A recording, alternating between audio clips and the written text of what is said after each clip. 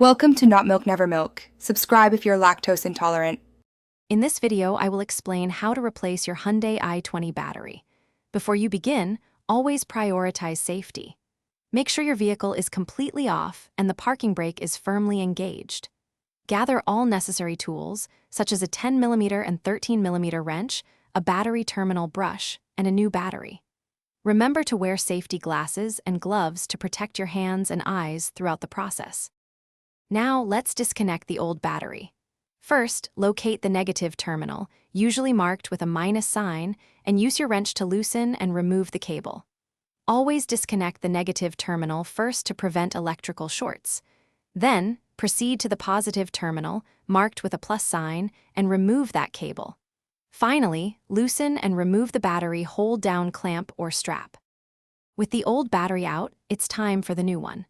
Before placing it in, clean the battery tray and the terminal clamps thoroughly with a wire brush to ensure good contact. Carefully set the new battery into the tray, making sure it sits level and secure. Now, connect the positive terminal first, then the negative terminal. This order is crucial for safety. Almost done, reinstall and tighten the battery hold-down clamp to prevent any movement while driving. Double-check that both the positive and negative terminal connections are snug and secure. You don't want any loose connections.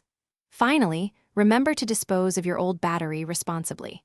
Most auto parts stores or recycling centers will accept them, often for free. You've successfully replaced your battery. Thanks for watching. If this was helpful, leave a like and consider subscribing. See you next time.